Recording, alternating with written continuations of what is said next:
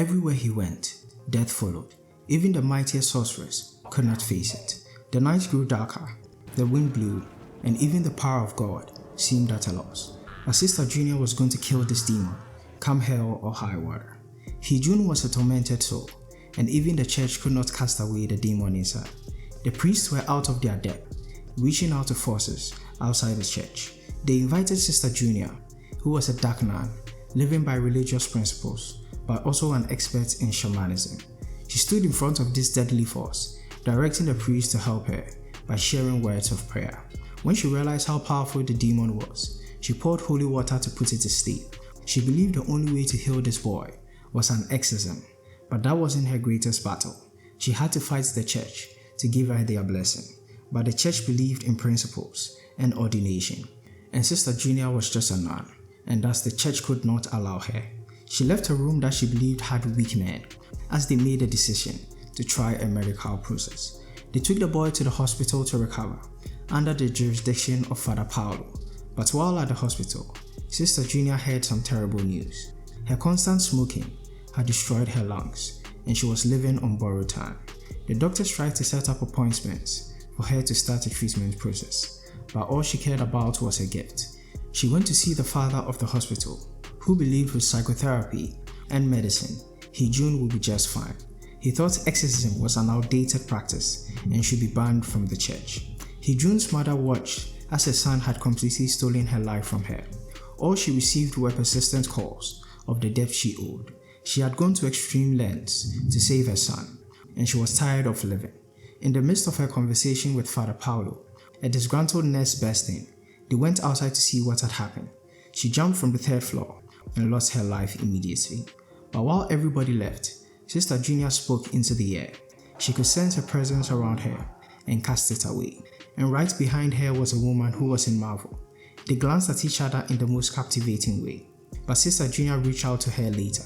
She believed she had a gift as well, and the convent made her believe otherwise.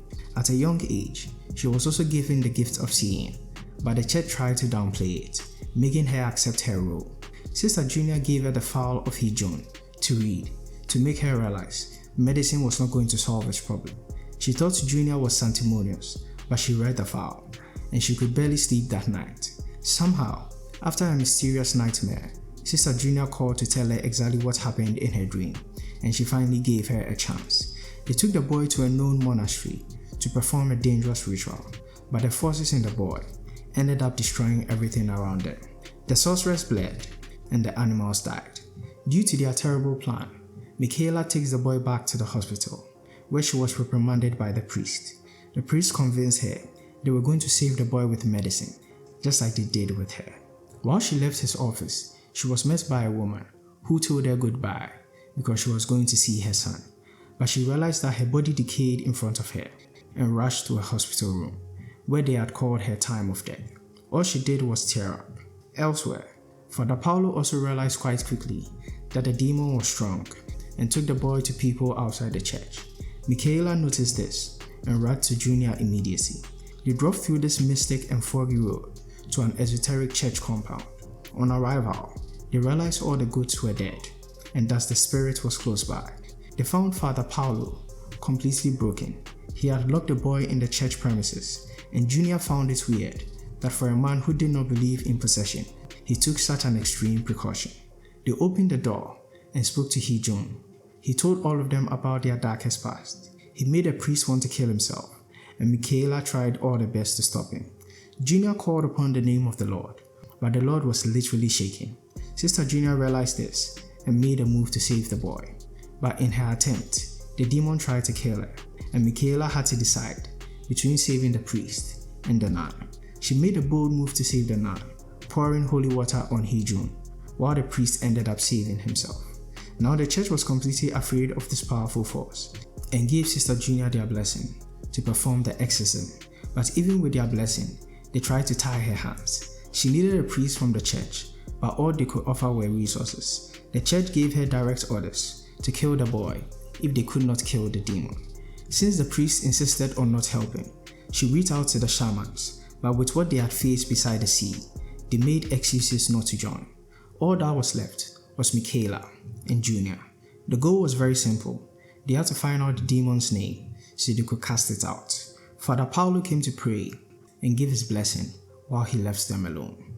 The demon tried to emotionally manipulate Sister Junia, but she could see the difference. They prayed and chanted, calling out the name of the Lord to help pull out the demon, but the demon was too powerful. The ground started to shake and all the candles went off, but Sister Junia was here to stay. No matter what they did, they seemed to be at a loss. There was a nearby shaman close to the temple who was chanting songs that made the demon uncomfortable. Junia helped break the window to allow the sound of the chanting, but the demon destabilized this man. But he also wasn't giving up either. He and Hijun had built a friendship when he visited the temple earlier. After much tussle, the demon finally pronounced its name, and Sister Junia finally cast it out. But somehow, everything went haywire when she did. The place started to burn down. She asked Michaela to take the boy to the church and save him by ringing the church bell. Although the demon left the boy, it entered the womb of Sister Junia. The demon liked rotting places, and the womb was a disaster from all the smoking. The demon tried to catch up with them. It sent rats on the road, causing chaos and making people leave their cars. They ended up carrying the boy by themselves, but the shaman was hurt and had to stop.